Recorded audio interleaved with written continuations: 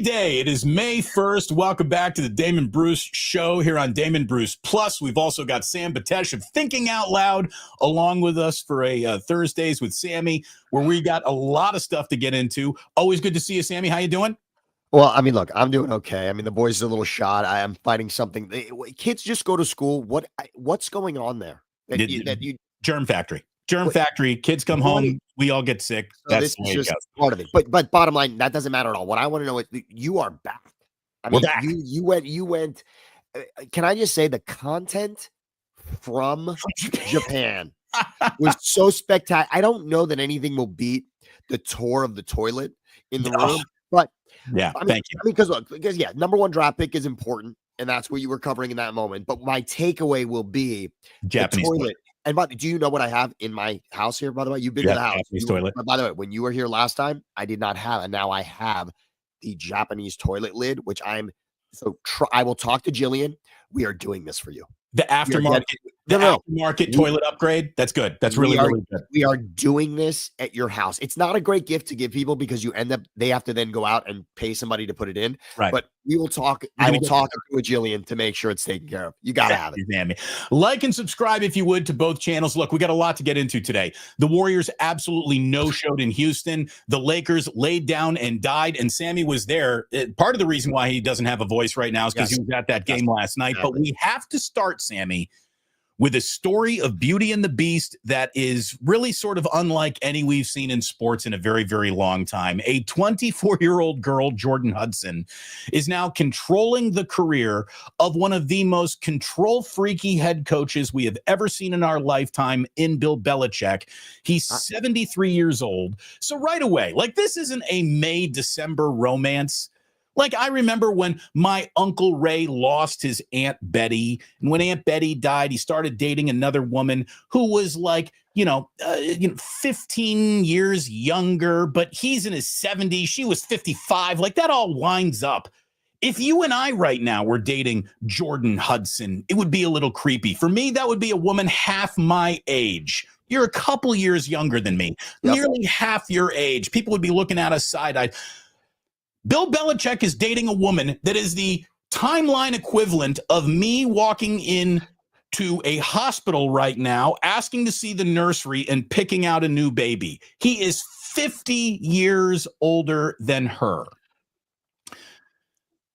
But it really looks like we have an instance where you don't have an older, successful man grooming a young girl. It looks like the power lies with her, Sammy, and she has been grooming Bill Belichick to be wrapped around her little finger this entire time. A story that comes out in the New York Post is a whopper, and then obviously her trying to quash a story about how they met sort of is the rocket that launched all of this investigation, and it just shows you, even though she's been billed as very old for her age, she's not wise enough to not step into a major news story. And that's where we begin today's show. But wait, I do. Okay. So the headline that you're going to read is actually one that we've got to give her a little credit for because the headline is about the money that she has made since she has become Bill Belichick's girlfriend. Yeah, and turning it into turning it into a real estate empire. So I want to give a little credit because a philosophy major from a college that you've never heard of. Good for her. She has turned this into something that you and I really, frankly, yes. We are jealous of many things about Bill Belichick's life, but what's happening here, what she has done with this, I'm a little impressed that she's turned it into a real estate empire. I'll also say this much. What is the age difference between you and Jillian? I've got a bit of an age difference with Allie. Yeah. We're not talking 40 years. 7 years. Right? 7 years. I think I'm looking at 9 with Allie. Nice. And yeah, right. Yeah, so there's a point where a little bit younger, nice, but you're still very far away from creepy.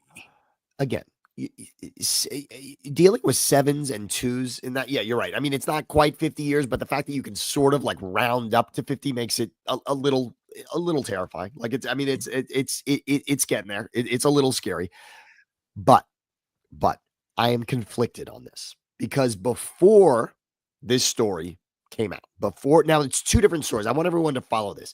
There's the story about the money in the real estate But immediately behind that is make sure you have seen the interview and the clips that CBS has put out about what happened behind the scenes. Yes. That interview with Belichick, because you cannot understand the story unless you've got both of those for the context. Quick recap.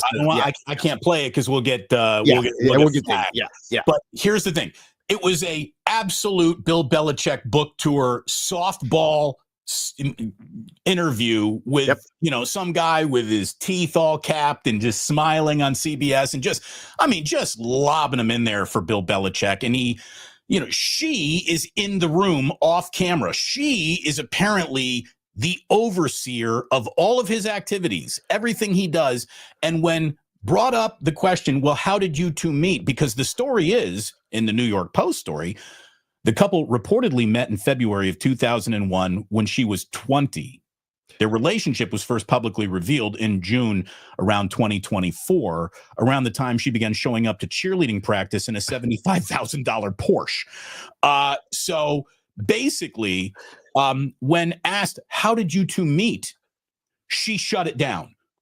Shut it down. And there was a reason why I think she shut it down, Sammy, is because go with your theory here. This is interesting. If the thing is they randomly met on a plane, I don't believe it's random. I think their whole meet cute story, that's what, we bumped into each other at a grocery store and we fell in love and it's the meet cute. I think their meet cute was planned by her. I think their meet cute. I think she first of all, she practiced with an older man before she met Bill Belichick, who just, by the way, believe it or not, the older 60-year-old man that she used to date was a very wealthy businessman. So it's amazing how she's not attracted to physical looks. She prefers money-upped, wrinkly dicks.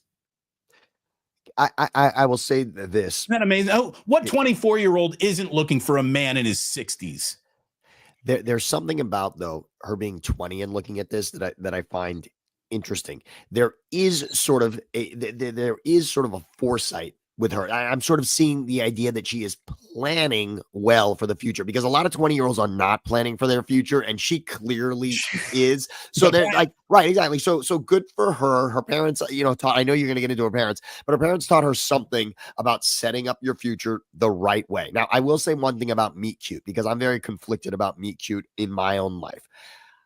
My wife, I met online, but when people ask how we met, I say that we met at a coffee shop, because our first date was at a coffee shop. And to me, there is something obviously more adorable about the idea that we met at a coffee shop. Then I found you online. We selected each other online. There's just something about it that still to me feels weird when truly you didn't meet rogue out in the public, in the wild. I love the in the wild part of meeting somebody, right, and I don't really have that. And so to your theory here, this was something that was calculated.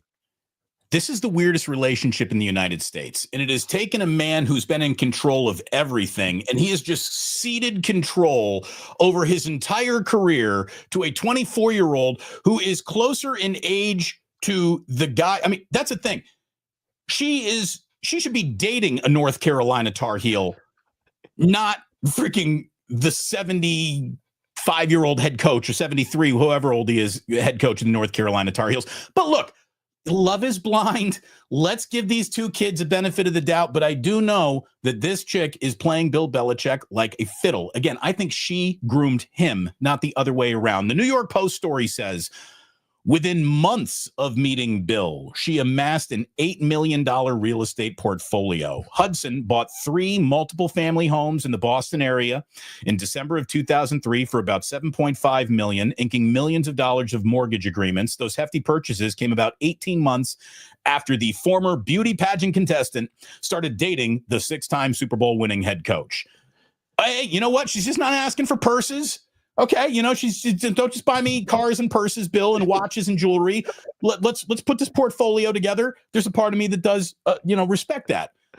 Okay, Hudson's property include a $2.2 million Dorchester townhouse that she bought for $1.2 million and then had the whole thing upgraded. The very same day she signed another mortgage, taking out a $1.2 million mortgage. My question is, does she have control over Bill Belichick's bank account, or did he, and this guy's made $200 million.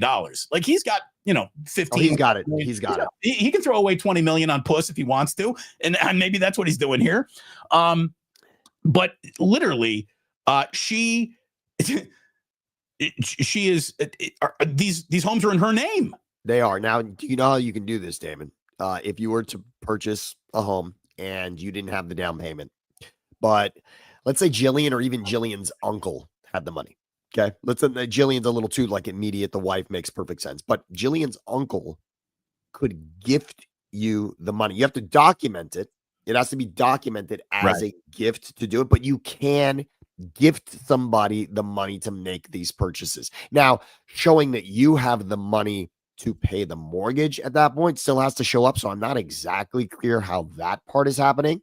And again, you're putting 1.2 down on something that's 2.2. You still got $1 million mortgage. And I can't imagine how at 24 years old, she's got that. Good for her if she does. I'm also conflicted on this story. And here's why. Part of me, and at the roast and other places that you've seen Belichick, in fact, NFL Honors. Did you watch NFL Honors where they were giving away? Okay, so I just wanted. So there's just a moment. There's just a cutaway. Snoop makes one joke about Belichick with young girlfriends, and they cut to the two of them, to Belichick and Jordan Hudson. She's laughing. She looks great. In that moment, what do I say to myself? And I've said this. This has been my theory all along. There were stories about Mark Sanchez when he was the quarterback of the Jets that he was in a hot tub with two girls, and I'm thinking he's a quarterback in the NFL. Isn't this exactly what he's supposed to be doing? Yeah. I believe Matt Leinart was dinged in college that he was you're the quarterback your whole life. Girls want to be around the quarterback. This is not bizarre in any way. It's like being upset the lead guitarist has a hot girlfriend. So part of me, I see this cutaway of Belichick with Hudson. And at that time, there weren't numerous headlines about Jordan Hudson. There were headlines about Belichick having young girlfriends. Yes. When I see that, at first, I think, good for Bill. Honestly, the thought that goes through my mind when I first saw that cutaway, knowing nothing about Jordan Hudson, was just, you know what? Bill Belichick has accomplished in his life in a way that you and I will only dream of. For what his profession was and what he did, you couldn't do any better. Neither of us will ever be successful as Bill Belichick. I'm very comfortable admitting no matter what we choose, no matter what we do, I can be a great dad. That's the only way I could ever be like, okay, here's my success story. But compared to you professionally, you dwarf us all. And we would need an award show about being a father to even have to start collecting the hardware that Belichick's got, right? So it's going to be hard for that to ever show up anywhere, right? Unless Jack and Ozzy mug right here. Exactly. There you go. Look, Jack and Ozzy can draw you anything at school. It can happen, but it's not going to happen the way that we need it to be Belichick. So part of me says he's so accomplished and he is sort of enjoying the fruits of his labor, right? He is at this point, certainly he is good for him. Even if Bill's getting played, he's having a great time getting played. And this is before I know he's getting played. So I'm thinking, you know what? Greatest coach of all time with just at that point, it's just a hot girl by his side. And I'm just thinking, you know what? Yeah. Good for him. He's amazing. And it's not, and again, he's old, but he's successful in a field where girls have traditionally, the cheerleader and the football player, this is a story that goes back 1,000 years. So I'm fine with it. And I'm sort of thinking, cool. There's sort of a thumbs up to me about the fact that Bill's just got a good looking woman around him. That's fine to me. It continues, the GOAT status continues to grow with that story for me.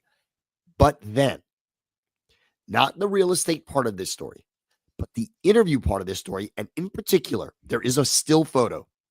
And Damon, please, for everyone out there, go you find the story so you can see what's going on with this interview.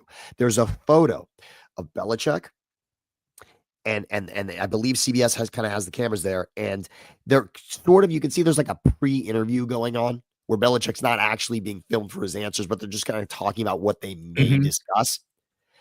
Jordan is standing right next to, up against Bill with, you can see she's got the questions in her hand and she's going over, she's sort of deciding and dictating. She's either dictating what cannot be asked or she's dictating to him how he should go about this.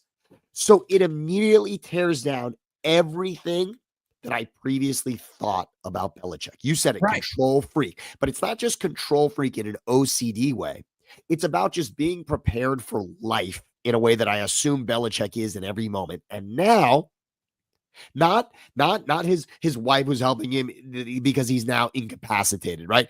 But the 24-year-old girlfriend is now dictating what he should do in Right. a national interview. When, by the way, this is the guy that made a career. Forget about on the field. What did Belichick make a career out of off the field, Damon? Being brilliant at interviews. Who was better in an interview? Who was better at saying or not saying what he wanted? Who was better at getting Right. the only message that he wanted out there? Right. I'm going to give you Belichick. so little, you can't even distort it. You We're can't on to even manipulate Cincinnati. it. We're on to Cincinnati. He basically was giving Marshawn Lynch answers about not getting fined at the Super Bowl whenever he wanted to. What he wanted out there, he put out there, and he knew how to do it. And now, this 24-year-old, male or female, this 24-year-old is standing next to him, dictating, at least that's what it looks like, what he should and shouldn't be saying. And that was sort of Wizard of Oz moment behind the curtain for me that started to crumble what I Right. previously thought. And then the story comes out that she had her fingerprints all over HBO, canceling Hard Knocks, Chapel Hill. They were going to do a Hard Knocks around Bill Belichick's program. Apparently, she squashed that. It's in his contract that she needs to be included on any and all emails to him. And because North Carolina is a public university, sunshine laws means everyone has access to those emails, so we can read them all. And it's just a really, really weird thing to do. And it seems so, antithetical to everything we know about him, ceding so much control to a child. She is at 24 years old. You're a child compared to what this guy knows about the media world and universe. And it's amazing that she has taken over. And again, I think she's planned it all along. And I think her mom might have helped her, because we haven't even gotten to the most interesting part of the story here, Sam. And this is what that you want to talk about, like what raised the red flag. Here it is. Okay, so Jordan Hudson was raised in Hancock, Maine. So Patriots fan, I get it. She was raised by parents who ran a fishing business that went bankrupt after their fishing grounds were closed in 2000. So, salt of the earth couple, bad situation. Okay. So her mother eventually moved to Provincetown on Cape Cod, where she manages a sex toy shop and museum.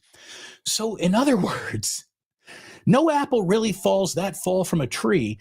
And the mother is clearly comfortable selling sexuality for profit. And that's what I think her daughter is doing. And I think she groomed her daughter how to do this. And her daughter, by the way, she didn't start with Bill Belichick. She had practice rounds. Her boyfriend before Belichick was a 64-year-old wealthy businessman who was trying to get his 15 minutes of fame, bouncing off this whole thing. And he's coming forward saying, what an old soul she is. What a philosopher she is. She is so great. And she is not some gum snapping, cheerleading, bimbat or anything like that. And look, I'm sure she isn't. I bet she's wonderful in many, many, many ways. But I just think there is something up. And the something up isn't him using her, it's her using him. And when have you ever said, like, oh, Bill Belichick is the dude getting played? He's the sucker at the poker table. Because I'm going to tell you right now, talk about love, talk about you don't know because you're not there. Bill Belichick today, drained of all prestige, drained of all income. You think she's staying by him? So, do you think that Jordan Poyer, or not Jordan Poyer, he's a safety. Sorry, Jordan Hudson. Hey, is AFC East? Hey, yeah, it's true. I was in the conference. I was in the division. But this, do you think she's seriously staying with him? By the way, Provincetown, Cape Cod is San Francisco, Cape Cod. For those of you who've never been, Provincetown is like San Francisco. It's just the tip of the peninsula. And it is, outside of the Castro, the gayest maybe point on a map in America. It would have to be like the golden gay triangle of America. It's the points on the triangle would be Key West, San Francisco, and Provincetown. Okay? So, like, this woman is selling sex toys in Provincetown, and that's mom's job?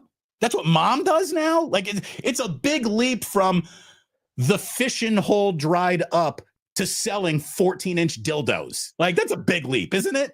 The fisherman story is easier for us to wrap our head around. The ultimate love fairy tale, which this is supposed to be. You ask if she will stay with Bill if for some reason he lost it all. The problem is picturing a world in which he loses it all is nearly impossible. Right. There, yeah. And the world doesn't exist. And she's the one who represents him losing it all. See, that would be up to her at this point, because she's the one that ultimately, potentially, if we read this story, is draining him of funds into the real estate market. And by the way, real estate's a great investment. So this isn't it, right? This isn't a story about crypto or Dogecoin or right. I mean, or Dogecoin. This is essentially, he's not going to just lose this money on buildings, especially in the places, as you just mentioned, that we're talking about, that these buildings are being bought. Let's really establish a couple of things, though. Belichick, his status in our minds for what he did with the Patriots is one thing. But let's start to build a timeline of what has happened since, not since he left the Patriots, because there's a few seasons there with the Patriots that we can also dissect here. So there's a moment in time where you and I would have been doing this show, and we would have been asking and having a great debate.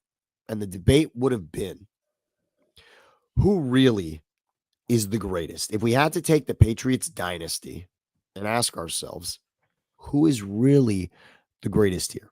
Is it Bill Belichick or is it Tom Brady? Who deserves the success? And we all understand. I mean, you can't have one without the other. It's like the Beatles, Lennon or McCartney. Who was better? Well, you couldn't have the Beatles without both. So so everybody understood. We can probably agree it takes both. Of course, it takes the entire roster, and it takes Tom walked away, and he kept winning where Bill stayed. And it takes Dante Scarnecchia on the offensive line, right? I mean, there's so many people that are like deserving. I didn't think we were going to get that reference today. Nice job, Taylor. Right? So there are many people that are claiming credit for what the Patriots did, but it all comes down in the general public's eye to Belichick or Brady. So, as you said, most people would agree to disagree, but say they both deserve the credit. Well, then what happens? Then Brady decides he's retiring, but he's not retiring. He's going to another team. It ends up being the Buccaneers. Now, let's remember, the Buccaneers were coming off of what? Jameis Winston, the season where he threw for 5,000 yards, but he also threw the 40 interceptions, right? So the Buccaneers were sort of this adorable NFC South little engine that could. They had a really good team, but the quarterback. They had a pretty good defense, and all that talent on offense. But they were not anybody's favorite to win the Super Bowl, even after landing Brady. And let's remember, they also lost 2 games to the Saints that season. Drew Brees swept the Bucs in the regular season in Tom Brady's season, that first season with the Bucs. But then in the playoffs, with the Saints hosting that playoff game, the Bucs beat them. They end up in the Super Bowl. And you're still thinking to yourself, and by the way, Belichick is going through a Cam Newton season in New England. Okay, so this was not right. Cam Newton just slinking on the Patriots bench, just that video of him going down. Exactly. So Cam Newton or Jordan Hudson. Yeah, exactly. So we've got a New England season that is not going to end up in the Super Bowl, and we've got a Brady season in Tampa with Bruce Arians, a different coach, that he winds up in the Super Bowl. But who's the opponent there? It's Andy Reid and it's Patrick Mahomes, coming off of a point where we've now identified the Chiefs as the next great dynasty in football. Right.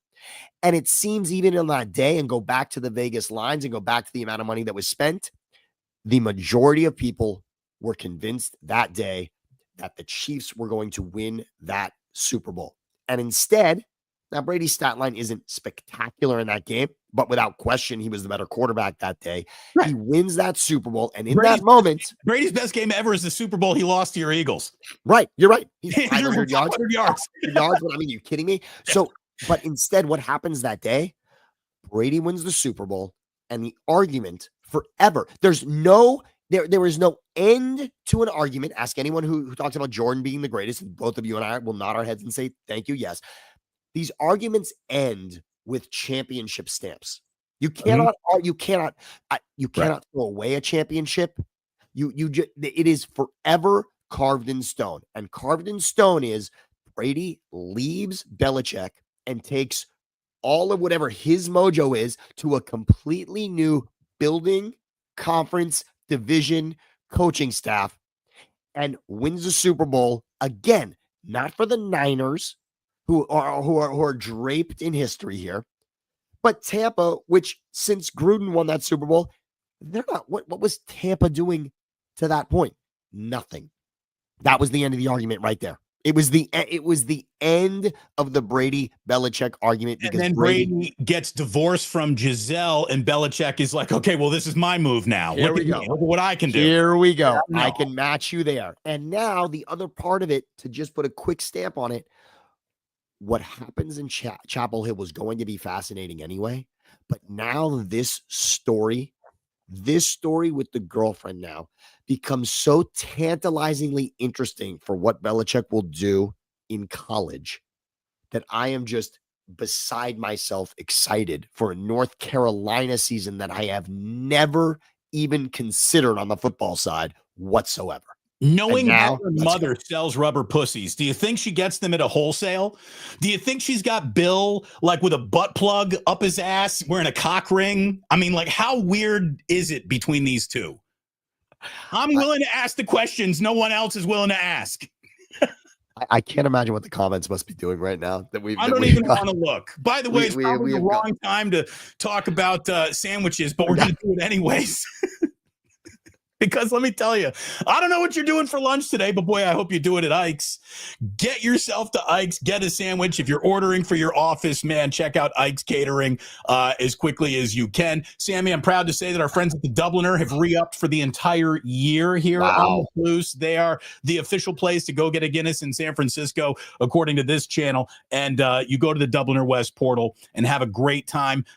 Kenny is coming to the Guardsman Sports Auction tonight. He's going to be at my table. Thrilled to have him. Kruger's coming on out tonight to my table. Yes.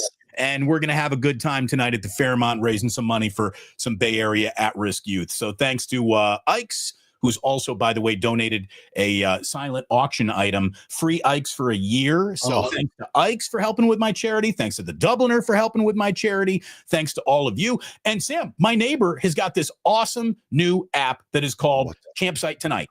Wow.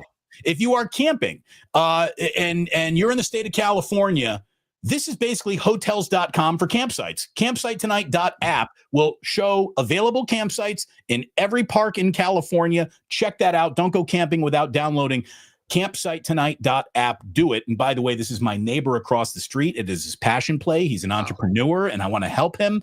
And we're raising our families across the street from each other. We both want to be successful. So download campsitetonight.app and check it out. If you're going camping, you'd be crazy not to.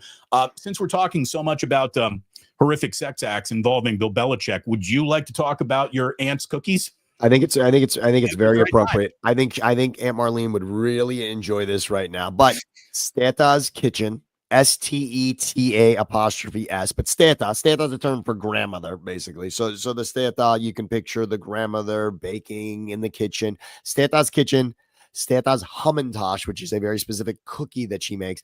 Steta's Kitchen has been epic in my life for the entirety of it. I've been eating Steta's amazing food, my Aunt Marlene. Steta's Kitchen and Steta's Hamantash you can get right now, and they are delicious. About as delicious as this story has been for you, Damon. So, look, there's not much more to say other than Bill Belichick isn't, I don't think, taking the 24-year-old girl for a ride. I think she's taken him for a ride. And that is the also very interesting power dynamic where how the two of them function together is going to be examined Because you know what she did? She should have just let Bill Belichick answer the damn question about how they met. You know what she did? She set off the Streisand effect. Do you know what the Streisand effect is? Give it to me. Give it to me. Barbara Streisand had a house on top of a cliff in Malibu, and they wanted to take pictures, aerial shots of her house because it sat so close on a cliff. They were studying erosion. Barbara Streisand tried to have this photograph shut down and drew so much attention to it that she drew more attention to something by publicly trying to squash it. That's the Streisand effect. And that's what this caused. If she just let Bill Belichick said, well, we met on a plane. We were going to Cincinnati. It would have been over with. But no, she had to get in the way. Now, look, this is not the only weird, icky sex thing happening in sports right now. A few weeks ago, we found out that Shannon Sharp is taking the freaky deek just a little bit too far. And as he is about to launch his own media company, as he has a deal to be appearing on ESPN's premier program, and as Shannon Sharp is now making more money post-football career than he ever did in his football career, I'm looking at a guy who has got all the personality in the world. He's a good-looking guy. He's obviously in better shape than anybody, and it's like he just lost his virginity a month ago and is now trying to have sex for the first time. What are you doing, Shannon Sharp, paying OnlyFans models $50,000 for sex? What do you do? Here's the thing. If you want to pay an OnlyFans model for sex, do it once and then get the hell out of there. What are you trying to have some relationship for? There's all this plantation role play. This woman who, by the way, isn't hot enough to be an Applebee's hostess in San Diego. No, she's not. She wouldn't be handing a to-go order to someone at a P.F. Chang's in San Diego. She got a fat ass, and apparently that is Shannon Sharp's kryptonite. And this is another instance where it's really gross. And this applies to Belichick. This applies to Shannon Sharp. It is really, really gross when a man is sleeping with a person who is younger than their own youngest child. That to me is gross. Now, look, Sammy, you worked with Shannon Sharp. You know Shannon. I've met Shannon Sharp, but I don't know Shannon Sharp. You do. When you saw this story come out, what did you think of it? I mean, from the whole clapping cheeks with Michelle on the Instagram thing, which he said was dude, you can't just accidentally go live on Instagram. You got to push several buttons to go live. But I actually think that was to help launch. He's doing some boner pill advertising. I think it was advertising. I do. I think it was advertising.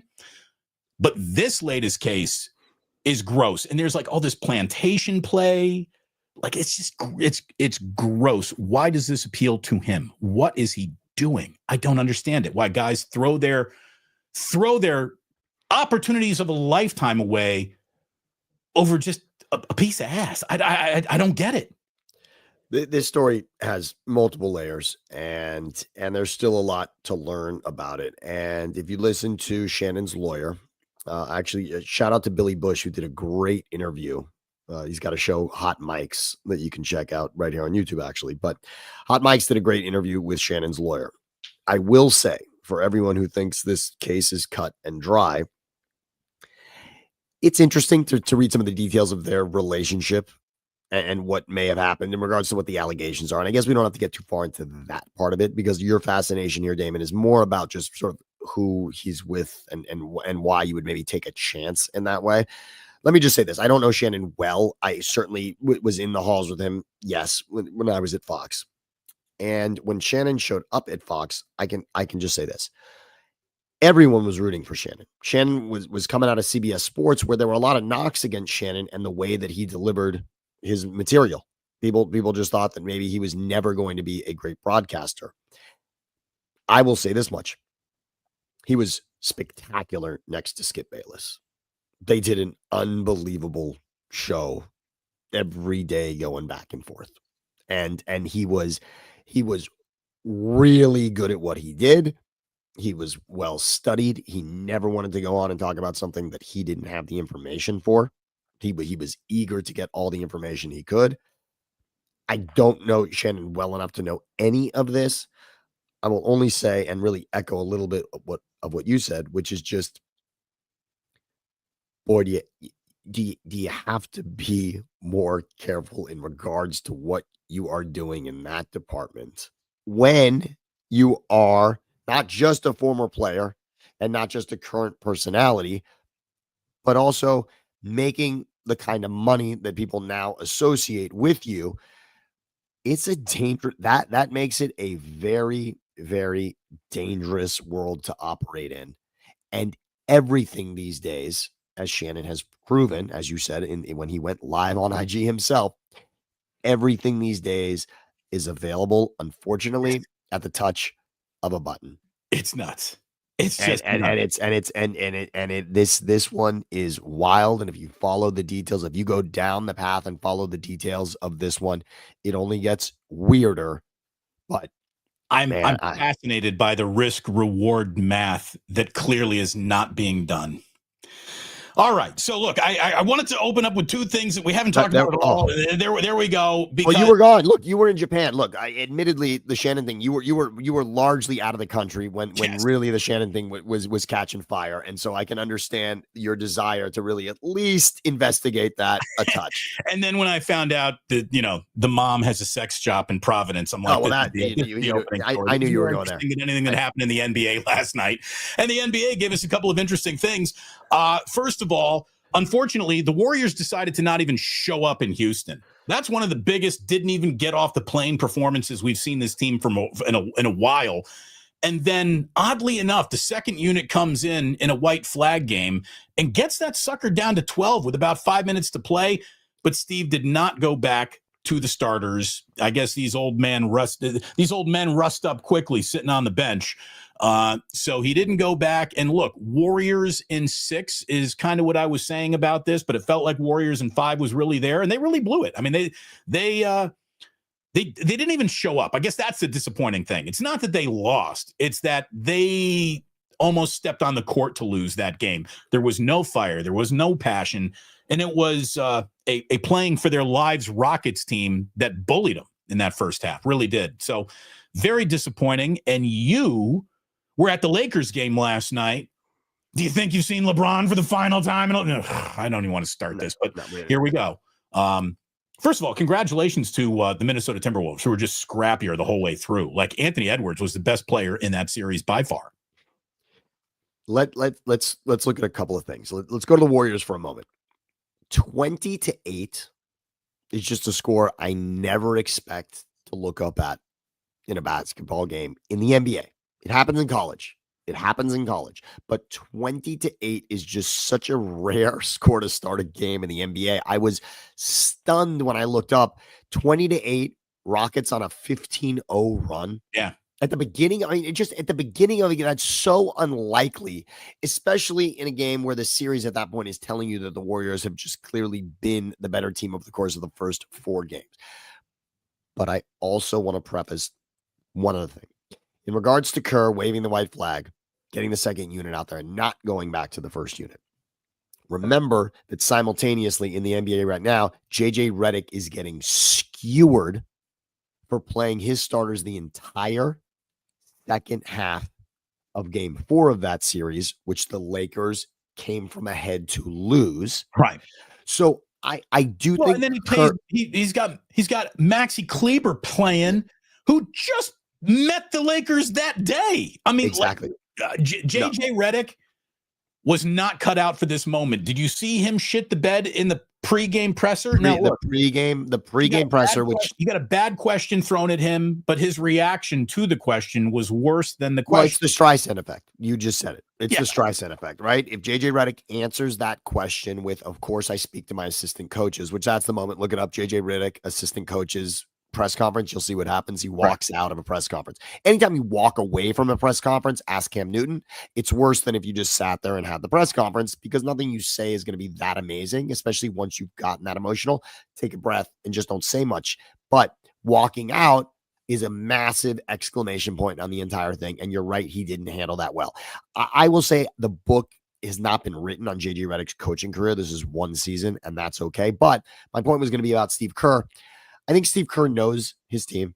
I think he knows rosters. I think he knows how to manage minutes for a team that is older than it was in its prime, including not only Draymond and Steph, but Jimmy Butler as well, who's also injured. So this is a 7-game series for a reason. We all get so caught up when someone takes a lead in a series. We all get so caught up in thinking that's got to be the outcome at the end of the 7 games, right? Someone goes up 2-0 in a series. If anything different happens, if the other team wins that series, there's like this in our mind, this great collapse that has happened, but they are designed to win 4 games. And so Steve Kerr understanding his team at that point, I think the best strategy to winning the series was not going back to the starters. I will still say that. It probably is. I'm not mad at him. The whole Steve a few years ago said, we're not chasing wins. That felt like a win that might have been worth chasing. I mean, you are 2 threes away from being right back in this game.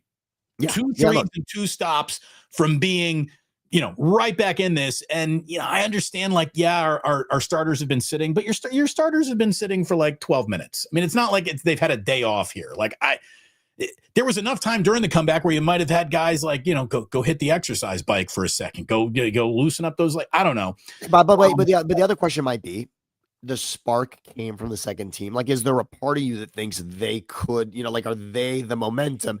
Regardless, I don't want to dissect one game yet. And I don't, look, it's a shame. Damon, you do an amazing job of putting content out every day on your channel. And of course, I was part of shows for years that are putting out content every single day, obviously in radio and on television. The problem when you're putting out content every single day is you're rarely dealing with the context of what happens, and you're very rarely dealing with what the final outcome will be. Dissecting games within a series is awesome in the moment, but we all understand that if the Warriors win in 6, and even if it goes 7, won't we remember that the Rockets were by far the better team during the regular season? Remember the Rockets. They're the higher seed. There's no doubt about it. And Udoka is not a throwaway, never done anything in this league coach either. By the way, you know what a lot of people are mad at that I'm not mad at all is all this slapping of Steph's hand and coming down hard on his injured thumb. Yeah, this is the big leagues, kids. Spikes up when you go sliding in a second. What can I tell you? This is playoff basketball. We ain't out here being friends. We ain't out here being friendly. The Houston Rockets should have zero interest in making sure that Steph Curry gets to the next game as healthy as possible. If Draymond Green is on your roster, nobody's allowed to feel sorry for anything that happens in regards to Steph's hand. Thank you. Yeah. Period. And if I'm Udoka, I'm saying Steph Curry's on the deck 30 times tonight. Knock him down every chance you get.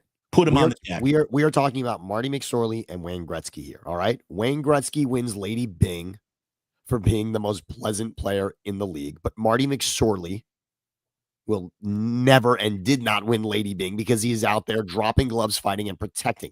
Draymond Green has a role. We can all say Steph is likable, and so talking about his thumb feels like, oh, they're doing the wrong thing. But again, remember who this team really is, and remember who Draymond Green is, and that's all I'll say about that. I agree with you. You do whatever it takes. And by the way, and it's not like, Steph's hand is the most important thing in this whole series. Without a doubt. Steph's hand, healthy or not, is the most important thing in this series. So that's being said. Now, let's go to the Lakers here. Well, real quick, we got Christopher saying McSorley tried to behead Donald Brashear. Yes, he did. Yes, indeed. That is still one of the most stunning videos of all time. I am the ultimate keep the cops off the field. There's no, if it happens in between the lines, there's no element of criminal anything to it. That was one exception that I thought maybe there are charges to be brought. Here's the problem. Okay, you've taught your son to hit a baseball. You've been in the backyard of them, and you're telling him to put his hands together, right? For the bat, for the baseball bat, hands together for the baseball bat. You cannot hold a hockey stick like this. No. And say you did nothing wrong. No. It just cannot happen. So that, yes. But okay. McSorley still a great career, and we love Gretzky for all of that. But in regards to the Lakers, What I will remember most, not about being there last night, but about this season, is that the Lakers traded an unbelievable trade that you and I praised for the secrecy of it, for the brilliance of Rob Pelinka making it happen with Nico the way that they did. And I think over time, everyone's going to say that having Luka in LA was a tremendous thing. The idea that LeBron and Luka played well together immediately. The regular season looked like it was trending very much in the right direction. For the playoffs to be here and gone, and to look back, because I didn't realize this until the car was in the driveway last night after I had watched the game come back and let it decompress a little bit. The Lakers won one playoff game with Luka and LeBron. And their season's done. It wasn't that when the series ended to me, it wasn't dramatic. And when I went back and realized it was a 5-game series, that this team couldn't beat the Timberwolves more than once over the course of 5 games, that really was stunning. And and if you watch this series, I mean, there are moments where LeBron is dominant in the series. Within each game, there are still stretches where LeBron is clearly that person. Luka is making contributions. Man, there was a stretch where he looked every bit as old as he is now and just couldn't move. And I mean, that's the thing. I think, when you get to where LeBron is his career, you just can't summon it the way that you wanted to. That's what I said about Klay Thompson all the time. Klay could still get hotter than a pistol, but he can't summon it. It could happen, but he just can't make it happen. And LeBron, he shows you so many instances where you think like, man, he's still got it. He can make it happen anytime he wants. But once those legs go, man, and he's out of fuel and those legs start getting tired, everything changes. Everything changes.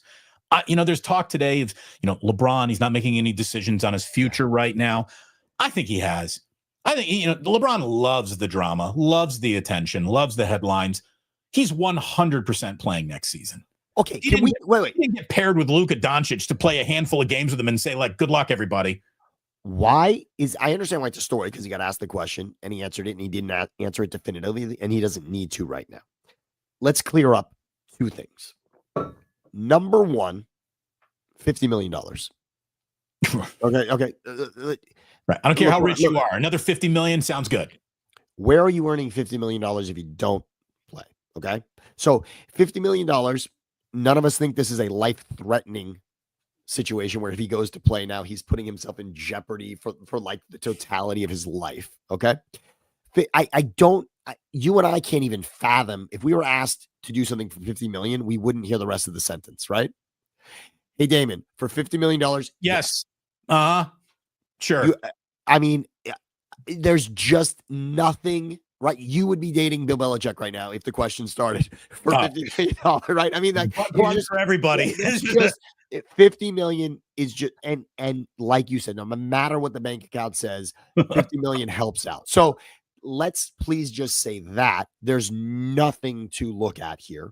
He got the opportunity to play with his son. I understand he wasn't playing with his son on the court last night, so Bronny's not. But he also has a son who could enter the draft in 2026. So there's a little bit of maybe I can make it that far. Okay, sure. But let's just look at one season. One season at 50. You mentioned the idea that him and Luka have unfinished business, which they do. And can we stop? This is not a question about whether or not he would play at all in the league next year. It might be a question of whether the Lakers should begin looking at Luka in his prime and rebuilding around Luka and making it, maybe. But in LeBron being in this league, can we please count the amount of people that make fewer contributions on the court than LeBron James, that make significant money in this league? Do not send. I don't need less of LeBron in this league, on the court, on TV. I'm sorry. LeBron is a fan. The league is more interesting with him in it. And believe me, the league 100% wanted the Lakers to beat the Minnesota Timberwolves. Lakers, Warriors, next round probably gets a better number than the NBA Finals. You're absolutely right about that. It is a shame to not have him there. It does make the T-Wolves now that much more interesting because of who they ousted and the way they did it.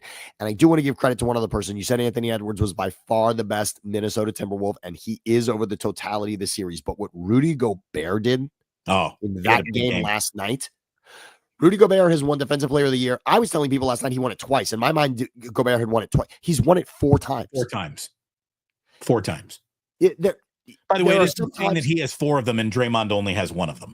You're right. That is definitely criminal. But when you watch the game last night and you really look at the court and that was taking over a game in ways that you don't often see it. And what I couldn't believe, and this just shows you how poorly both those teams were coached last night, the sequence of jacking up threes without a bucket made and you know, like 8 minutes of real time. Nobody's hit a 3, but you won't stop shooting them. Like, go inside. Rudy Gobert is eating in the lower paint. Give him the ball. Just give him the ball. You guys are shooting pull-up threes, and nobody hit one until Mike Conley. Yeah, right. That's what Mike Conley in the corner. They even said it on the broadcast, like, pride of North Lawrence High School in Indianapolis. Exactly. Mike Conley played on the same high school basketball team that Greg Oden played on. And everyone thought, you know, Greg Oden's going to be the forever player. Conley will maybe, you know, make it in the league. Meanwhile, the opposite. No, Conley hit very well. Most highlights last night ended after the Conley shot. Most highlights of the game ended at that point. His shot definitively kind of put the end to the Lakers having a chance in that game. But Gobert was by far the best player on one night. And he through the series to this point, he maybe hadn't been. And Anthony Edwards shot terribly. But for everybody that doesn't understand what the T-Wolves are from an entertainment standpoint, just please go watch. I'm forgetting the name of the movie right now in this moment, but the movie that where Sandler is the NBA agent. And Anthony Edwards is in the movie with him, and I will look it up when we chat a little further here. It is so, you've all seen He Got Game with Ray Allen, and that performance. Most people will say from an athlete standpoint, that is the number one performance of an athlete in any movie. A lot of people like LeBron and Shipwrecked, of course, but I will still put Ray Allen up there as number one for athlete in a movie acting. Hustle is the movie. Hustle is the movie. Yes, thank you, Damon. Hustle is the movie, and. Is it Don't Mess with the Zohan? Is that it? Anthony Edwards is so good, and he's not a likable character, but you will love him when you're now putting together the idea that that's the guy you saw eliminate LeBron and Luka in 5 games, and now you're watching him in this movie. Go back and check out Hustle. Anthony Edwards is so good, so authentic. They did a great job writing it to what his personality probably is, but if you don't know what the T-Wolves are, if you don't understand what Anthony Edwards is, watch 10 minutes of that. Watch some clips on YouTube of it. Check him out in Hustle. He's so great. And it makes me like this team that much more to know that he is not only the guy that's shooting the way he is in the series most of the time, but also acting the way he did in that movie. There you go. I like a dual threat. And he's, yes, he might be a triple threat. Can he also sing? Hand Banana brings up a very good point here, saying, I don't think Le Narcissist. Okay, it's LeBron. Come on. It's you know what the, anyways. I don't think he retires without a season of Kobe-like retirement parties at every single venue. He wants and expects the platitudes. I will agree with you there. And look at it this way. You know what? He's earned them. Please put the comment back up. Please put the comment back up. It's a good one. It's a good talking point, and I want to talk to it. Everything about this is right, except for 2 words. After expects and deserves should be in there. That's all. That's all. If any of us did what LeBron did, we already talked about Belichick's resume and what he deserves in this world. You and I were in the Bay Area when Cal Ripken was doing his farewell tour for baseball. He came through the Oakland Coliseum. It was like that was like the coolest moment at the Oakland Coliseum that season was Cal Ripken coming in for for a couple of games with the Orioles. By the way, I remember being at those games and interviewing him up close. Yes, dude. I got lost in that man's eyes. Beautiful eyes. What the steely sky blue eyes. Oh my freaking God. I'm sitting there. I'm like, how do I start a real estate empire with this guy? I would have done anything. But let's tell the story. So Cal Ripken is at the Oakland Coliseum, which may be slightly better than playing in Sacramento, maybe. But I mean, you could argue it's not a gem of Major League Baseball to be at that stadium. But Cal Ripken was having press conferences before each game because this was his farewell tour. I was there with Hall of Famer Rick Barry, who was doing a show at the time for KNBR. And you see athletes swap a lot on the field jerseys these days, and a lot of sort of collecting autographs and whatnot from each other.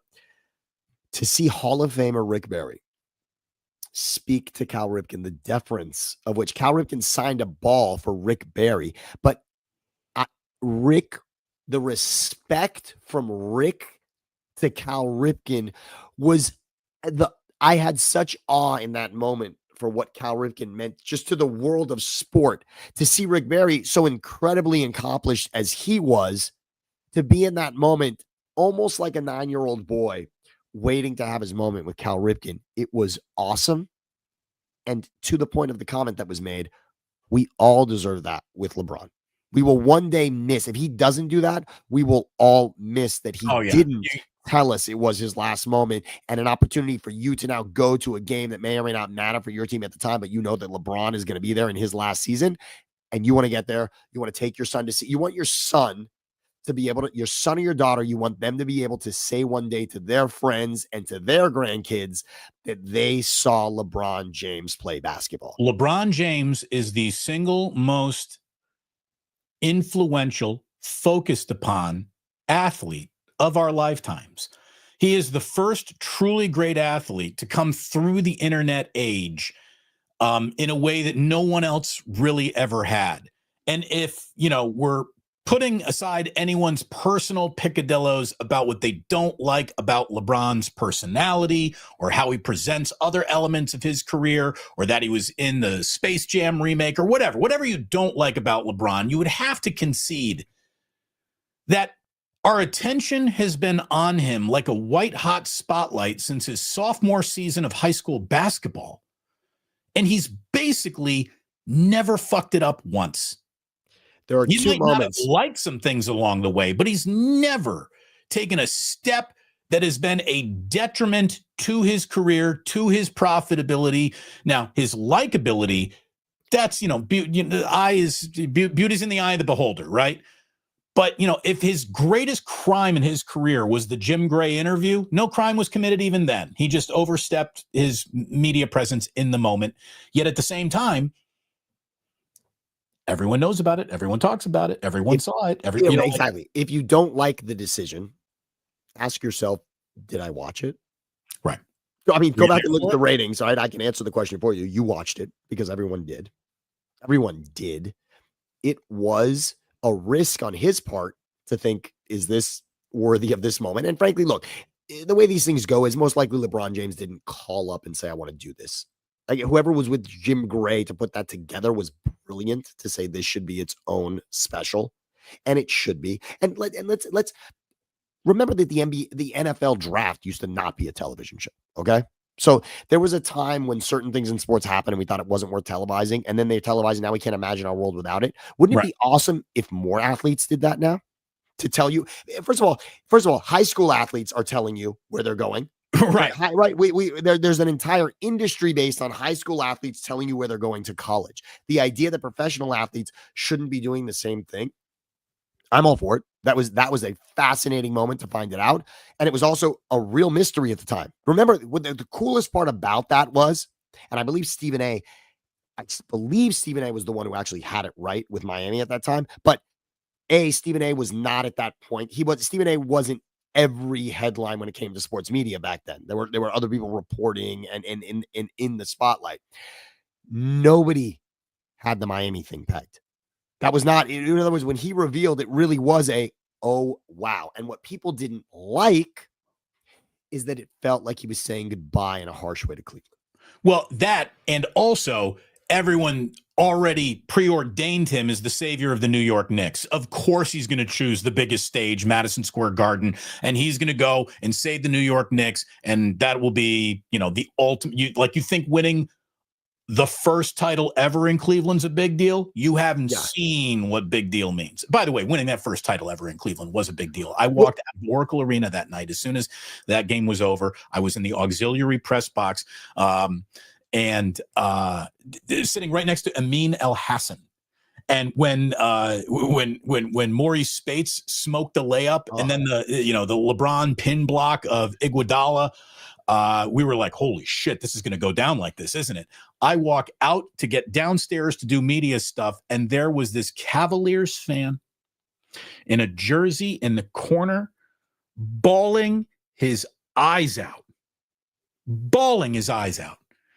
And I went over to him. I gave him my hand. I picked him up, and I said, come here. And I gave him a big hug, and he said, my dad passed away, and He was going through all of it. My dad never saw a title in Cleveland, and I got one, and he's just passed away. And I let the guy cry on my shoulder. I hugged him, and I didn't mind the Warriors losing that title specifically through the prism of that moment. That meant so much to that guy. So I'm not trying to diminish it. But the next time the New York Knicks win an NBA title, it's going to be the biggest story in the history of fucking sports, according to the New York media anyways, and it will be covered as such. And let's remember one thing. The decision was him leaving Cleveland, okay? And remember, he took that Cleveland team to the finals where they got swept by the Spurs, okay? It was about the dynasty of the Spurs, but he also beat what was then the dynasty in the East, the Pistons, to get there. Right. Did he not make it right by coming back and winning a championship? I don't like, what are we mad about? What are we mad about? He left by Cleveland. the way, those Miami teams, whether you liked them or not, that was some of the greatest basketball ever played by any group of players who ever stepped on a court to play basketball together. Miami with Dwayne Wade, LeBron, and Bosh were at the zenith of dangerous. And he was at the best of his entire career. His best years were with the Miami Heat. He was unstoppable. When Kawhi Leonard gets inducted into the Hall of Fame, what most people will be talking about, they will, of course, say the championship in Toronto. But Kawhi Leonard's greatest accomplishments are defeating those LeBron Miami teams. What made Kawhi the stopper that he is, the true kryptonite that at his height Kawhi can be, is that he defeated those teams. He, with Greg Popovich, was able to do that. That's the power of what he was in Miami. And remember this about LeBron. He won a championship in Miami, in Cleveland, and then you think there was any pressure with him coming to the Lakers? And don't give me this bullshit about COVID. Didn't every team play in the exact same situation? I never understand this. The Dodgers won during COVID and it's less impactful. The Lakers won during COVID and it's less impactful. Well, I don't there is a quite little bit of a reason understand why. So they won the championship, and I won't take any away from them. But I will say this: there is no sport where home court advantage means more or less, and I don't think there is any NBA superstar who rises or wilts based on how nasty the crowd is or the pressure of the moment, quite like Anthony Davis. I saw Anthony Davis shrivel up and die playing in Assembly Hall as a Kentucky Wildcat, and he couldn't even stay on the court the night of the watch shot and the huge celebration in Bloomington. Crowds can get to Anthony Davis. The fact that there was no crowd to get to Anthony Davis, I think, is a big part of the reason why the Lakers won that title. So, but they still won it. I'm not going to take it away from them. I will accept your very specific, and before this moment for me, not really heard opinion about how the crowd specific to Anthony Davis could have played a factor. That's an interesting one. Okay. That one is well thought out. That's a good thesis that you put together, and that's okay. But every team was playing in the same condition. And just one thing that my rule when talking about sports is I don't complain about losses, and I never say other than ... about somebody's career, right, or accomplishment as a team. We don't throw out championships. Right. We don't throw out MVP seasons. Biggest moment of the career to evaluate it. Cam Newton, other than his MVP season. Matt Ryan, other than his MVP season. Wait. You mean when he was better than every single player in the most important league in the world? That's the one you want to throw away? So I never do that. And championships, I'm sorry, you can't throw them away. You can throw away, if Des Bryant had caught that ball in Green Bay, they would have won the Super Bowl. Okay, first of all, they would have to go to Seattle the next week and beat the Seahawks in Seattle. And guess who they faced in the Super Bowl? Tom Brady and the Patriots. Okay, so enough with had Des had that ball been caught, they would. That's what I can't. Don't give me two more wins. If the Rams had beaten the Eagles this year in the snow, then they would have hosted Washington next week, and then that didn't happen. It didn't happen. So enough of that. But for COVID, I just can't say that. But again, LeBron won a championship in three different. That no matter what, you know how hard that is. Yeah. Hey, I know you got to get running soon here, Sandy. So I just got to bring up the other thing that is kind of going on here today. We were going to talk about George Kittle, but there's really no reason to, because the thing that's amazing about George Kittle, and I brought this up talking about him for the first time earlier this week, is he's the rarest of athletes in that he has zero critics. Seattle Seahawks fans like George Kittle, Dallas Cowboys fans like George Kittle, people who hate the 49ers still like George Kittle. That is a rare space to occupy, where he is basically a critiqueless player. Everyone loves how he plays, his attitude, his demeanor, his press conferences, everything about him. The guy is, I think, going to go down as one of the single most important 49ers of all time. And it looks like he will be a career Niner based on just the extension that he just signed, highest paid tight end in the league. And, I really hope that he gets a Lombardi trophy, because he is going to the Hall of Fame, and it'd be great if he could take one of those with him. Go back and watch the Receiver series on Netflix, which was an amazing job. Omaha Productions put that together, quarterback, and then they did Receiver. And it's great work. Congrats to Jamie Horowitz and that whole team for what they did there and following those receivers, that collection of receivers over that season. And what was great about the choices they made is that it ended up being Deebo Samuel, George Kittle, and Amon-Ra St. Brown. They had all three of them, so they were covered. That NFC championship between the Lions and the Seahawks has all of the emotion of both sides of it, which is great. And then the Super Bowl. Look at what George Kittle did coming out of and entering that Super Bowl injured the way that he was. If you want to appreciate George Kittle even more, go back and watch that. But I will simply nod my head and echo what you just said, Damon. The 49ers are an easy franchise to hate because of the success they've had in this league. Any franchise that has claimed a dynasty in the NFL is disliked across the board by other teams that do not win consistently, right. And even by those that do, because the Cowboys, who also have a dynasty, who do they hate? They hate the Niners, because the Niners dynasty that was costing them championships over that time. So George Kittle plays for a franchise that is easy to, I'm not going to say hate, but dislike and be jealous of. And yet you're so right. George Kittle, and I don't know if it's the wrestling thing that has him at that next stature, that next level of likability, but you would also think that could lead to criticism as well. Like, oh, maybe he's not concentrating enough on his career, right? Like, man, why is he distracted doing these other things? Yet nobody thinks that. And Kittle goes out and consistently delivers on the field, and with a microphone near him, has never said anything that doesn't come off as cool.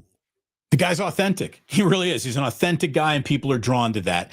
By the way, even with the fall, had Shedeur Sanders had more George Kittle in his personality, there's no way he makes it past the third, right? Personality goes an awful long way. By the way, it's been a very interesting show. Dirty Rice 81 says butt plugs, LeBron, Cal Ripken. We got it all today. Yeah, absolutely. If you had that parlay, if you had that parlay, I feel like congratulations. Stefan from Saturday Night Live. Yes. This place has everything. Okay. An incredible television character. So, let me just say that, all the conspiracy theories about what happened to Shedeur, I actually think I heard the single best explanation, and it came from Todd McShay, who said more than anything else, where Shedeur Sanders got the interview process wrong is he treated the interview process like a recruiting trip, like he was the one being recruited, not quite the job interview, which it very much is. And when I just think you remove every element of, this is a topic that people jump at, and we got the race element, the black quarterback element, although a black quarterback was the number one pick in the draft, so that sort of dissects all that. But anyways, it diffuses it. Then you had Donald Trump tweet about him. I mean, everything that guy touches dies. So there were so many different ways to come at this to gin up people's outrage. But really, I think more than anything else is the kid just interviewed terribly over and over and over again. And then the question is the juice worth the squeeze? Look at it this way. We haven't gotten our first Dion to coach the Cleveland Browns yet, but it is going to come this year. And that's the bed that the Cleveland Browns made for themselves with this selection. I also think that there's an argument to be made that Shedeur might be the best quarterback on that roster and is starting by week 6. So let's find out where this goes. I will say, after everybody sat around and questioned his character, in his very first moment to demonstrate what his character might be, he got an A+. Because what happened with the Jeff Ulbrich kid prank call thing, he handled that with a level of grace that I don't even think I'd be capable of, Sam. I find it now that it's easy to like Shedeur moving forward, right? I mean, no matter what this now I'm rooting for him. Right? Exactly. Now you're rooting for him. Exactly. There's a humble pie to this entire thing. there's watching the prank call that even though you're wondering, like, why are we on a live stream anyway? And so maybe like in a way, like, did you deserve something weird to happen because you're sort of like filming something that none of us need to see until you actually get the call from the team, etc. But we're rooting for him. We're rooting for them because the story is interesting. And again, the 5th round pick will be cool if he makes any impact in this league at all. But the person I thought of with this whole thing days afterwards was I thought about the Ball family, Lonzo Ball and his kids. Okay, so Lonzo Ball, now, because many people are saying that maybe Dion's not likable, right? And without question, Lonzo Ball became unlikable. Right. I mean, including a moment on a show that I was producing at the time. I mean, obviously his moment on Colin's show with Christine Leahy back then, he came off as fairly despicable in that moment. And in many other ways, Lonzo Ball was not afraid to say it was on his mind at any moment. I want to give Lonzo credit for a couple of things. 3 of his sons got free trips to UCLA on scholarship to play basketball, which if you're raising your kids to play basketball and that's what happens, you have absolutely won the lottery as a father. Right. I mean, that is unheard of. They went to UCLA. They didn't go to CSUN, Cal State Northridge here in LA. They went to UCLA. Are they known for college basketball at all? I heard. Yes. Yeah. So that right there is just stunning. And then for to have them drafted in the league the way that certainly 2 of them really truly were. But what I thought of was Lonzo. So the father, LeVar, is who I'm really talking about. Yeah. LeVar, not Lonzo. LeVar, the father, is who I'm really talking about. And LeVar Ball came off as unlikable, not Lonzo. Lonzo was very good at actually, and amazingly, the kids don't say much at all. LeVar always was speaking for them, and you could tell the kids were sort of uncomfortable in that. But when Lonzo Ball was taken 2nd overall by the Lakers, I thought at that time, wow, is that because the hype on this kid comes from his father speaking the way he does? And if you go back into existence almost, he really did. And if you go back and look at Lonzo Ball's career, is he worthy of the number 2 pick now when you look back at it? Not so much. I mean, you're certainly thinking, okay, that like the Lakers, a lot of talent, but a lot of injuries and a lot of problems. Exactly. And so Shedeur Sanders will never have to deal with that comparison ever. He was not taken 2nd overall. He wasn't taken in the 2nd round or the 3rd round or the 4th round. He wasn't even taken on his own team ahead of another quarterback who played college in that same season with him. Managing expectations is a good thing to do. And the expectations that come with being a top 3 pick and being in the situation that he's in now are going to be 2 different things for him. So it was a very interesting sociological case study. Like, and by the way, it sprang the ratings on day 3, the levels of which the NFL draft never even thought it would see. So everyone thought they were tuning in. Remember, everyone thought they were tuning in Friday night to see Shedeur Sanders get drafted first by the Browns to start the 2nd round. Right. And that's when the floodgates. By the way, did we just watch Mel Kiper Jr. jump the shark? So now I want to say this much. I think it's going to be represented by Mel Kiper because he spoke as loudly as he did about it. And he is synonymous with the draft. Let's just say, like, Mel Kiper for our lifetime certainly is just synonymous with drafting, draft picks, mock draft. You don't get the NFL draft as it exists today without that guy. He gets credit for that. Like the thing, like, Vivek Ranadive gets credit for keeping the Kings in Sacramento. But lately, things have not been going well. And, the thing is, it's just, there have been so many definitive statements that have been so definitively wrong. The fact that Mel Kiper Jr. would attach his credibility forever to this one thing. He told us Tebow was next. He told us Brady Quinn was next. He told us all these, he's been wrong as often as he's been right, which is the only way to describe any general manager who has ever been a general manager in all sports at all levels, period, full stop, end of story. So that's what really bothered me, that he really thought that his evaluation was so impeccable that any other evaluation is wrong. I'm okay with this for one reason. I don't want to necessarily save Mel Kiper from sort of the water that's now rising around him. I just want to throw other people in the water with him because I want to say that as an industry, in a mock draft industry, Damon, there are so many people beyond Mel Kiper who are now doing this. Forget about McShay only. I mean, just think about how every network, every YouTube channel, the amount of draft experts that exist in the world that are specifically here to tell you and me who likely is going to get picked, or at least who's in the vicinity of being picked. Not only picked, where they're going to pick, what team is interested, etc. Mm-hmm. I got to give credit to the NFL, to the 32 teams for this. Everybody who covers this league seriously and significantly and is paid for it was wrong about Shedeur Sanders being in the conversation of the top quarterbacks this season. Who was out there saying that Shedeur Sanders was nowhere on teams' boards? Nowhere. Because for Shedeur Sanders to go in the 5th round, he had to be not even on a list for half the teams in this league. Well, and it just not on a list. I know Andrew Siciliano's not going to want to hear this, but what a bunch of bumbling fuckers the Cleveland Browns are. Why would they pick a quarterback before they took Shedeur Sanders? What are they doing?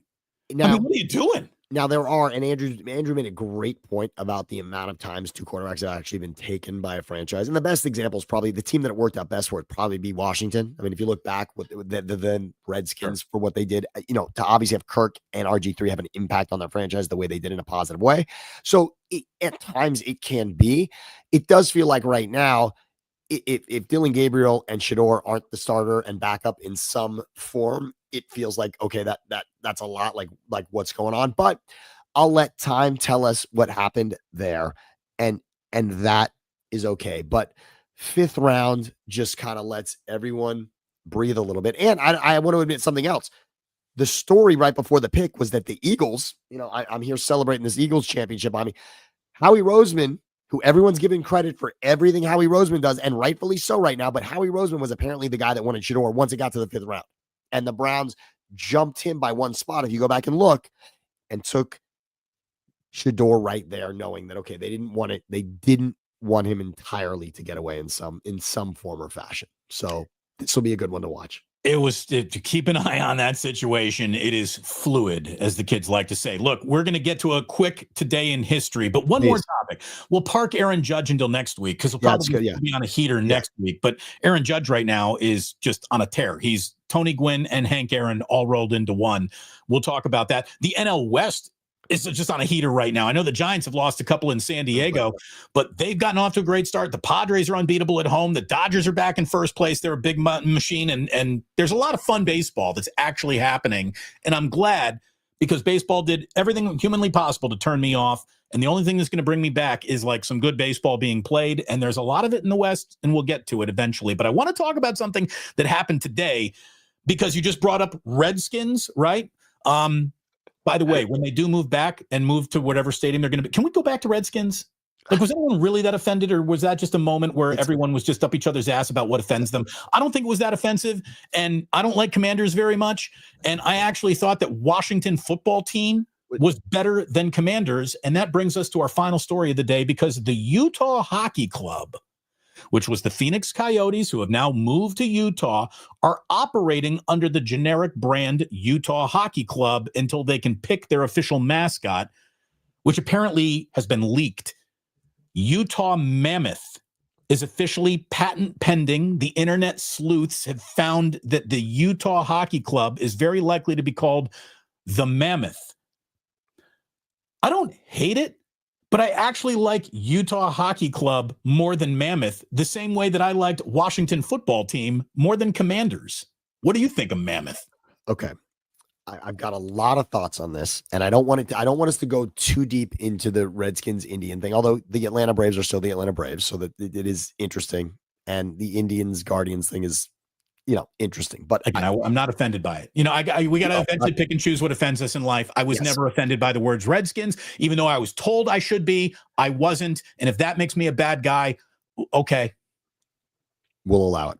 The logo was designed by an Indian. There's so much to unpack with that, but I want to go back to football team and hockey team, because here's what I don't enjoy. What Washington did in calling themselves Washington football team officially for an entire season gave the green light to Utah to do this, to do the same thing and have a season with Utah football team. You know what is disgusting right now is the fact that the Athletics are ATH, right? In other words, there's no city associated with it. So Right. the abbreviation of athletics is ATH, which has nothing to do with Atlanta or anything else. ATH Right. Let's just go standing for athletic. Oakland chance still breaking out in Sacramento. Exactly. Whatever. So that's unfair and ridiculous. The fact that real broadcasters in a real league in the NFL and the NHL had to call these teams the football team and the hockey team is embarrassing for the amount of monies that these franchises make, that one off season wasn't enough to come up with it. Now, I'll at least give Washington credit for one thing. Washington at least was dealing with a lot at the time. Go back and look what's happening with Daniel Snyder and the ownership and everything else. Everything was They were collapsing. looking to diffuse outrage in any way, shape possible. They wanted to just not be a name for a season because anything they chose in that moment was going to be picked apart. So there's part of me that says, you know what? You chose the one thing that would at least calm the room. Who could complain about that? You were just basically saying, we're still glad we're in the league. That's what Washington was saying. Like, thank you for letting us still have a team. We're here, and that's enough for us. And I'm okay with it. For a hockey team, for a city that is clamoring for a team to get, and by the way, the Phoenix Coyotes were not nothing in this league. Wayne Gretzky coached the Phoenix Coyotes. I mean, this is a team that didn't exactly have. I mean, Jeremy Roenick has incredible records with the Phoenix Coyotes. Keith Tkachuk had some moments with the Phoenix Coyotes. This is not. So you knew that you were getting a very good franchise. You're a city that apparently wanted a hockey team, right? I mean, obviously, if you're awarded the team, that means you wanted it. You never discussed the name. You like, we want a hockey team, and you never thought about the name. I would just say it makes fans buy in. It makes fans think, oh, we get a vote. We get to help decide the name of this team. Like, I really don't mind the generic arrival as long as the name that you settle on is good. And I just don't think Mammoth doesn't work the same way when they were considering what should they call the Redskins. One of the options was Washington Monuments. Well, Monuments is the Nationals almost became the Monuments too. But then they were like, dude, Monuments don't move. They're static. The way that a parked Ferrari looks fast, even though it's just parked. Monument sounds slow, whether it is or isn't. So point. It's a great point. I'm getting a Mammoth vibe off of this, like a slow. I think of Snuffleupagus, like, oh, bird. Very funny. Although you have to love the tie-in with Disneyland and Disney World, because the Matterhorn mammoth that is there in that ride will now hopefully, like, just think about how cool the mascot could be in Utah. But that's the Yeti, right? Isn't that yeah, you're okay. So slightly they should have gone, but Yeti Cooler apparently has every so that's Yeti, and they can't afford it. So maybe that's the problem. But yes, you're right. Mammoth is not quite. You're right. Mammoth, in a way, Mammoth. Yeah, I sort of. Yeah, Mammoth is just a little too lumbering. I think you're right about that. Yeah. Now, lumbering in hockey, can be a thing, but I'm just angry that in this amount of time, you're right, that it didn't wow us, that it leaked altogether. Maybe that's so that we'll talk about it. So that's okay. Maybe, but I just don't like, I can't stand that Utah hockey team is something we actually, again, as professional people in the world, that there were real broadcasters, that there's an entire, you played for the Utah hockey club. No, I'm sorry. I don't like that, but I do. I love the idea of what the mascots can be around it. And I think that connotates, because look, it sticks with what hockey is: cold, winter, snow, like all of those themes I think are cool. And when they play an outdoor game, they can do like an entire theme around that as well. But yeah, the idea of football team and hockey team, I'm just not big on. By the way, the Iceman coming in here, dropping super. Thank you very much, Iceman. Dodgers COVID ring was BS. Prior to last year's, during Dodgers, Kershaw typically ran out of gas. And so that's the thing. That whole season is fraudulent because it's half a baseball season, and baseball's all about the marathon. It's not about the sprint. So there's a lot to not like. Fine, but every team had that advantage. Exactly. Everyone was in the same situation. So. Yes, and by the way, only one other thing about Shedeur Sanders, I do want to say, for as much as we just said the entire industry got it wrong, I read a great story today. Delaney Walker, former tight end in Nashville, Niners, yeah, and the Niners, yep. He got it obviously right. He said he was going to plummet. He not only said he was going to plummet on the podcast, he actually said 5th round. He said specifically 5th round. So I not that Delaney Walker is putting out mock drafts at this point, but credit to, and he made $1,000 bet at the time, and he took 2nd round and better versus the field and said 5th round, and he's $1,000 richer. Not that he needed it, but good for him. I mean, that's Delaney. That's a bold statement. I love that he was that bold about it. He's a great second tight end when he was playing with Vernon Davis. Yes. Really second tight end. Okay, so and he goes to Tennessee. Good tight end to Tennessee. You ready for a little today in history, Sammy? I am so excited about this, Damon. And Well, it's May 1st, which is a good one. As you always know, and happy May Day, everyone, indeed. We always start with birthdays. We'll start with one big birthday today, all the way back in 1707. Happy birthday to Great Britain. The Act of Union joined the Kingdom of England and the Kingdom of Scotland today to form the Kingdom of Great Britain. Happy birthday, Great Britain. Today in 1931, President Herbert Hoover dedicated the Empire State Building in New York City, but he didn't get on a train to do it. He did it from the White House. So he basically did it over a Zoom meeting. Herbert, couldn't be hilarious. Yeah, you know what? It's a great building. We love what you've done there, but hopefully I'll get there soon enough. What is it? Tall? Great. Great. Yeah. Congratulations. Tallest. Herbert Hoover, unimpressed. Have you ever actually seen the movie Citizen Kane? Yes. And again, the opening. Yes, of course. Yeah. Citizen Kane debuted at RKO Place Theater today in New York City, 1941. Happy birthday to what many argue is the greatest movie ever made, Orson Welles' masterpiece. And I'm going to tell you, it holds up. 1941, it holds up. And when you mirror it against today and journalism, it holds up. It's just something else. And anyone who makes films is told that they cannot make a film until they watch Citizen Kane. The dissolve in between scenes and the direction of Orson Welles. It is a film geek playground to run around in. In 1964, and I know a lot of people, have computer-based careers that we are talking with. The BASIC computer program was used for the very first time at Dartmouth University. The BASIC computer program stood for Beginner's All-Purpose Symbolic Instructive Code. That's where they got the word BASIC. Beginner's All-Purpose Symbolic Instruction Code. Basic B. Keep it basic. You're basic B. Seriously, do you think that very first computer program actually came with a pumpkin spice latte? Can you believe? I mean, it's so funny. You and I are at times late to technology as well. I remember I used to think text messaging was wild. Can you believe anyone on this planet who just thought, I don't need a computer? There are people that, of course, thought, yes. I remember going into I went to Indiana University Library to look at the internet. Yes. What's the internet? I hear about the internet. Where can we find it? Well, it's at the library. Okay, we're going to go to the library. I looked at the internet and I was like, all right, cool. Saw the internet. Got it. Okay.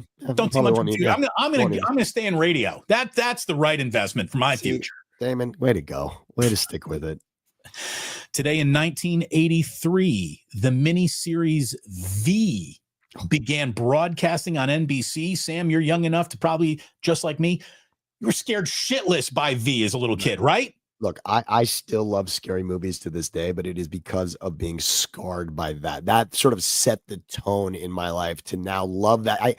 I somehow loved that sensation. I was scared. I knew I was scared, but I somehow wanted to replicate that again and again. So the first thing that really, really scared me, I'm not talking about a little bit scared. I'm talking about didn't sleep at all, was when I saw The Shining for the very first time. And Danny comes around the damn, corner in the hallways on the big wheel, and you got the two twins. Come play with us, Danny. Oh, that creeped me out. Something fierce when I was a kid.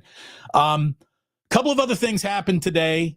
Semi-important, I guess. SpongeBob SquarePants debuted in 1999. And also today in 2011, I remember I was at Genki Ramen on Geary having a bowl of ramen with my buddy Roman Mendez, who is my college roommate who had come out to San Francisco to hang out for about a week. And while we were having Genki Ramen, we look over on the TV. Osama bin Laden killed by U.S. forces today in 2011, but that's not important. Here's the most important thing that ever happened. Today in 1991, Ricky Henderson stole base number 939 to pass Lou Brock and become the all-time greatest stolen base swiper in Major League history. Happy birthday to that, Ricky Henderson. We miss you. We miss you. Today, I am the greatest of all time. Yep. I mean, that's a quote. When you do something, and we all want to be able to say that one day about something. Today, I am the greatest of all time. And my cousin Charlotte, by the way, was very close with Ricky and his family. And yeah, like a slow tear rolls down my face for not having Ricky around anymore. What a special, incredible character. And again, you and I like pointing this out when we talk about Steph, etc. Demeanor in sports, athleticism and truly the way you are built matters so much. And just so for anyone that isn't sort of like towering amongst everyone else, to be elite in sports, I love those stories. And Ricky, of course, built like a freaking hydrant, obviously, but certainly not bigger than everybody else around him and just dominating the competition. Real quick on the way out the door, Rick Mighty Bone says, Damon, do you think the Warriors did a rope-a-dope in Houston, setting them up for the kill in Game 6? No, they wanted to win that game, but they didn't step on the court with the right mindset, and they got ran off the court by the team that did want to win the game. They better not have that effort in Game 6, because if they do go back to Houston for Game 7, they could absolutely lose this series, and that would be very embarrassing for what they put together here at the very end of the year. That cannot happen. They have to win this in 6. Hand Banana, I will agree with you. As a kid, also the Dark Crystal creeped me out too. The Skeksis, yeah, Dark Crystal. So we got kids, and at what point can I turn around and show Jack the Dark Crystal? It's going to be a while, I think. I've noticed Levi. He doesn't watch a ton of shows, but once in a while we'll put something on. And when previews of horror movies come on, he asks me about them for weeks after the fact. It burns in his brain. That moment that he was scared, he holds on to. And I remember, much like The Shining for you, it was Jaws for me that just changed my life. Yeah. There is a house that on Halloween has a creepy wolf that is set up that is like an animated and moves back and forth. It's got creepy blood thing. And we'd pass the house now. And Ozzy says, that's the wolf house. That's the wolf, because that's where he got scared. That's the wolf house. So everyone, thank you for watching this wolf house of a show today. It was a little scary in the beginning, talking about not even a May December romance. What's going on with Bill Belichick is very, very weird.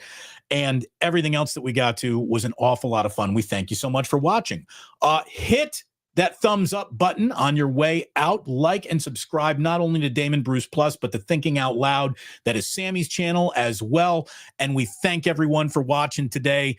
Eat at Ike's, drink at the Dubliner, get status Hamantash, and everyone will be happier when you do all three of those things. In the meantime, Sammy, any final words? Thinking Out Loud, Siciliano and Sam. That's where you find us. Thinking Out Loud, Siciliano and Sam. You see a lot of Andrew Siciliano and me, but this is such a highlight of my week. Love being here with all of you. Thank you, Damon. Love you. Always good stuff. Thank you very much to everyone. And please do remember that sports don't build character. They reveal it. And like that, they're gone.